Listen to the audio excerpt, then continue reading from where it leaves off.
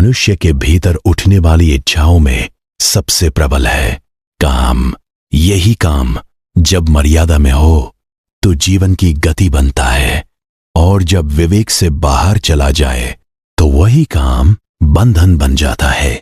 गीता की दृष्टि स्पष्ट है। भगवान श्री कृष्ण कहते हैं, काम और क्रोध मनुष्य के सबसे बड़े शत्रु है, क्योंकि ये बुद्धि को ढक देते हैं और आत्मा की आवाज को दबा देते हैं। जैसे अग्नि को घी मिले तो वह फैलती है, वैसे ही काम को यदि निरंतर भोग मिले तो वह कभी तृप्त नहीं होता।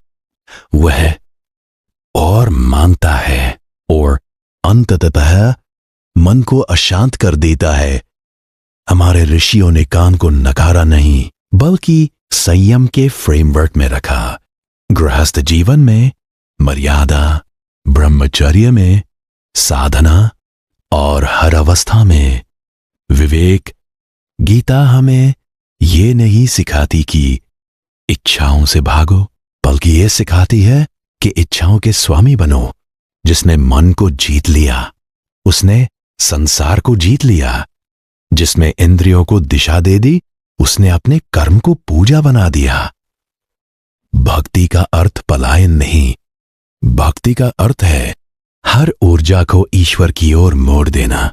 काम की वही ऊर्जा जब भक्ति में परिवर्तित होती है तो वही शक्ति तप, तेज और ज्ञान बन जाती है।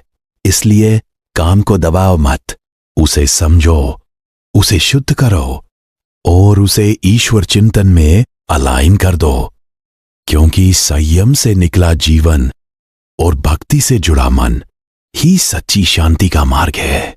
हरे कृष्ण।